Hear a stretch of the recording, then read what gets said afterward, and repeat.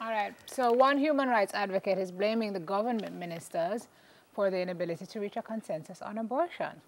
Touchy topic. Joining us this morning to discuss the issue, Patricia Donald Phillips of the Caribbean Women Theologians for Transformation, Nadine. Nadine. Anyone. Just No, man. Which one is it? Nadine. Okay. This is my golden name. Cordell Rawlins is Nadine too? I call her Nadine, but I'm Yes, I call her Nadine. Okay. That's your name. Yes. That's the only one you have, so claim it. There's a middle one. Of women's health and well-being here on set. And on phone, we've got Joan French of the Caribbean Association for Feminist Research and Action. Good morning to you, Morning, ladies. everyone. Good to have you all here Morning. with us this morning. What is your feeling on what I just said? Is it the government that's to blame for us not being able to reach a consensus on abortion? I'm going to allow Joan to kick us off, and then we'll end up right back here on set. Joan? Okay, I'm not hearing your question very clearly there. I don't know if it's my phone. Some advocates are blaming the inability of government to that is a hindrance to us reaching a consensus on abortion. Do you agree? I think largely yes, because this is a proposal that has been around since 1975. Various health ministers on both sides of the House have agreed that the law needs to be changed, and still nothing has happened. So neither the People's National Party nor the Jamaica Labour Party has been able to take this to the point of honoring that need of women. And what do you think is the stumbling block? Nadine, let me come to you before I head over to... Because What do I think? no, for Nadine, Joan. Because I think Is this I'm not politicians. hearing you very well. Patriarchy is on, but I think Jamaican politicians also think that it is something that the Jamaican voter feels strongly enough about, so that they would perhaps vote them out if they change the law. Strongly about which way? It's strongly about to say, keeping it as it is, keeping it as it is. The fact that if a Jamaican woman now has an abortion, she can be arrested and charged and brought before the court, and the doctor who performs it can also be arrested and charged. So that's what it currently is. So you think they're trying to keep the status quo? As it is, because they figure that this is something that Jamaicans do not want, and if it is that Jamaicans don't want this, then they won't suffer at the polls.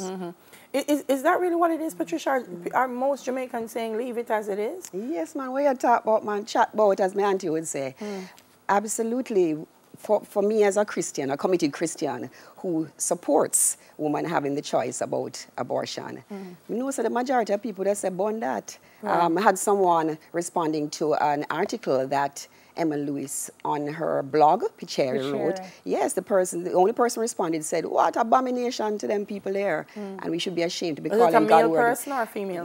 The Namika suggested female. Okay. So indeed, it would be a very unpopular position. But you would be an anomaly. You don't find many Christians who... Well, or are actually, you? well, the point I was going on to make in relation to is it the politicians that we blame, is that it's also us who are there supporting this, who are silent.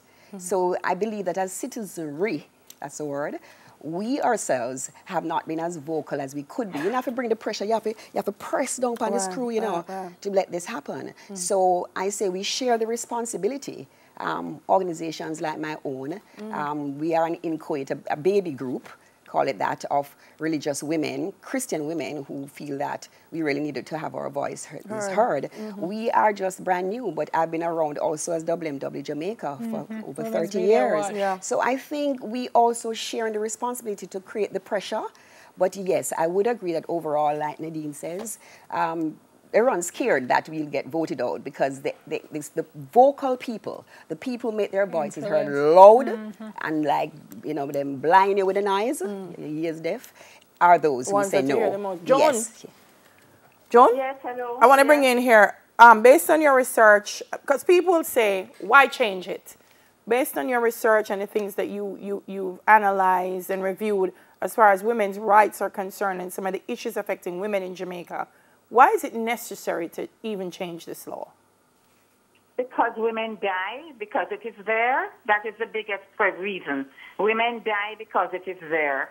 Women have been having control over their reproduction through abortion for decades, for years, for centuries, not only in Jamaica, because they need to control that. But when it is illegal, the women are forced, when they need it, to go very often to unsafe places and processes to have abortions done. And you probably know that the reason that this motion was presented to Parliament in the first place by a Member of Parliament, Cuthbert Flynn, was because a woman actually died in her constituency from this. And this is happening all the time.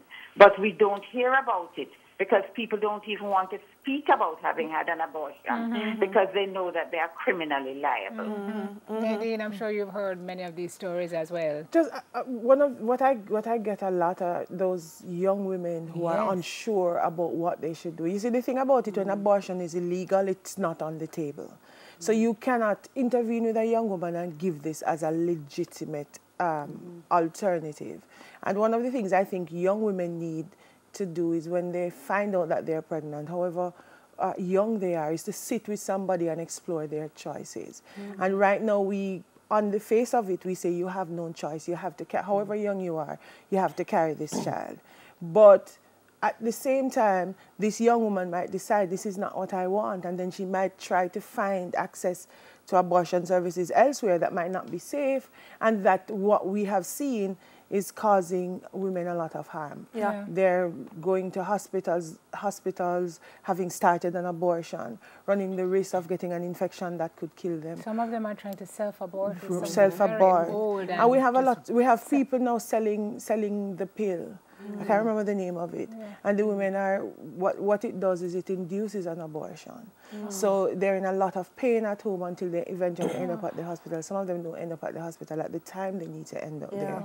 So because fear and shame will make them stay home. But I want to, we're getting to wrap up? Oh my gosh. Because I wanted to ask Patricia, some people will say, oh, but if you legalize it, you're giving women carte blanche to just go out there, go be careless and to do anything. Is that a valid concern?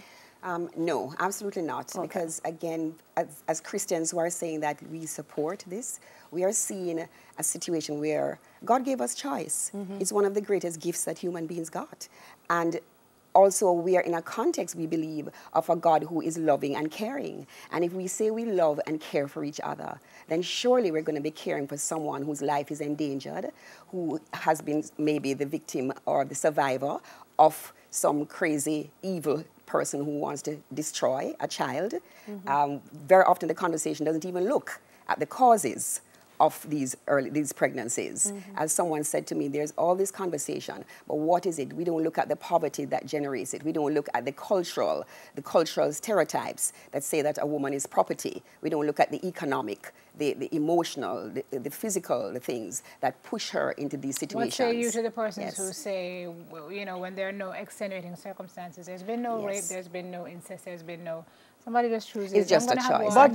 Bodily autonomy. Right. If I trust you and trust your right, your mastery of your body, then that's up to you. I mean, what people need to understand is I might never have an abortion. You might never have one.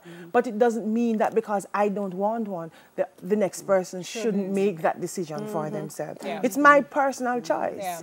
And then, and by exercising my choice, you have to trust me to make the decision that is right for me. And the idea that women just going to go and have an abortion, if you find a woman who does that, pray for her, if that is your conviction. Well, which is true, which is what we say. That's what we say, you know. Somebody quoted in Parliament the other day, give to you the choice of death or life. It's a choice still, even that you got. You know, and I keep telling people, the woman what is the woman at the well?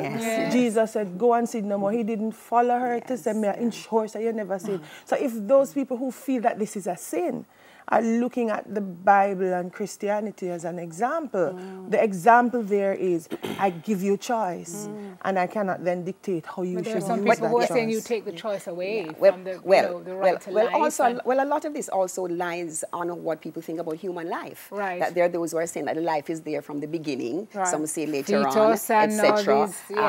But what we're saying is that you're looking at one life against another life. And there's a life that sometimes the choice is being made actually for that unborn child, because what that child may be coming into is a situation that could be equally or more terribly destructive. And we say to ourselves, so, you know, what are we doing in terms of the provisions for that person? So yes, there are women who make that choice. It's a cruel choice. They don't necessarily want to, while there are those who need to for their own survival and the survival of the family that they may already have, which is something that we don't often look at. We have to go, but it opens up a bigger discussion about women's rights in general. Yeah, what we have to remember is that a lot of these women who have abortions are not just young women having first pregnancies. Right. They are mothers who already have 4 children or 3 children and cannot manage anymore. All right, Joan, we want to thank you for joining us. Decision. Yes, we have to have a bigger discussion. Because, you know, we talk about sexual reproductive health, you know? They say don't teach your girls what and encourage them. But we have to be a little bit more. It's 2019. All right, thank you so much. Thanks for joining in on the conversation, Joan French of the Caribbean Association for Feminist Research and Action, and here on set, Patricia Donald Phillips of the Caribbean Women Theologians for Transformation, and Nadine Spence of Women's Health and Well-Being. Jamaica people always put people name. We're going to take a break.